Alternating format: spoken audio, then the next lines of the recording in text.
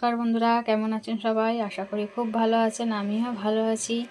আজকে করছি সবজি ডাল। হ্যাঁ, এই দেখুন, মুগের ডাল দিয়ে সবজি, ডাল, মুগের ডাল নিয়ে নিয়েছি। আর নিয়েছি এই দেখুন টমেটো কুচি, আলু কুচি, শিম, কাঁচা লঙ্কা আর মূলো। আর নিয়ে নিয়েছি পালং শাক। এই যে পালং শাকটা কেটে ধুয়ে নিয়েছি। এই যে ডালটাকে আমি একটু ভেজে নেবো। ডালটাকে ভেজে নিচ্ছি, একটু ভাজা হয়ে গেলে তাও ধুয়ে নেব।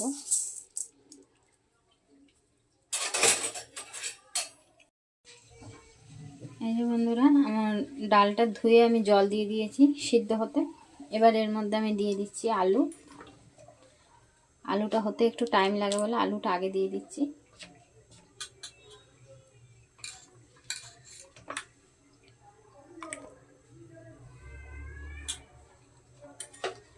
আপনারা আমার রান্নার ভিডিওগুলো পুরো দেখবেন, আর কেমন লাগলো কমেন্ট করবেন।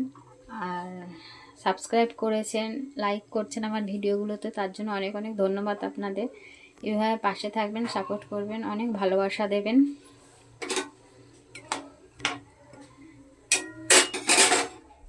আর একটু দিয়ে দিচ্ছি পালং শাকটাও এখন দিয়ে দিচ্ছি, হয়ে যাবে এর মধ্যে।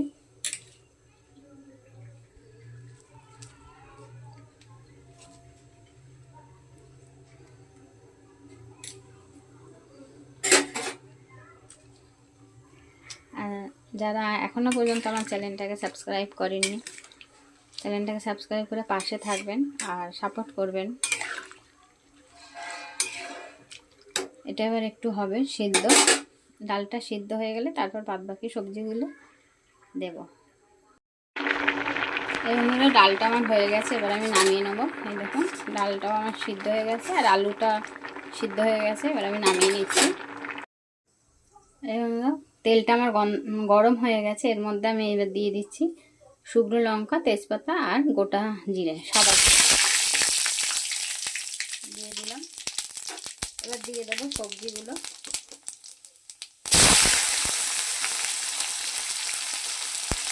এবার প্রত্যেকটা সবজি আমি দিয়ে দিচ্ছি।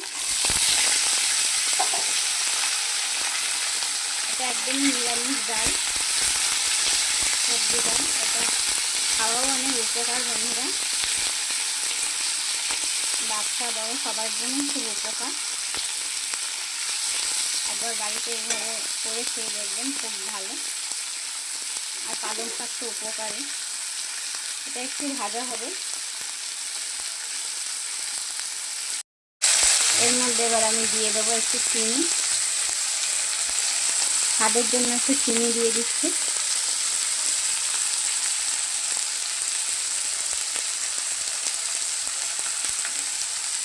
দিয়ে দিচ্ছি হলুদ গুঁড়ো দিয়ে দিলাম। আর স্বাদ মতন নুন দিয়ে দিচ্ছি।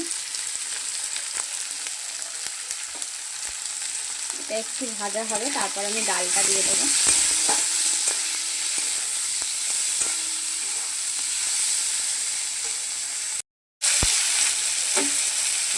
বন্ধুরা, সবজিটা আমার ভাজা হয়ে গেছে, ডালটা ঢেলে দিয়েছি।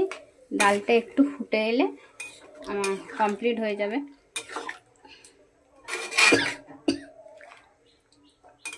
ডালটা একটু ফুটবে।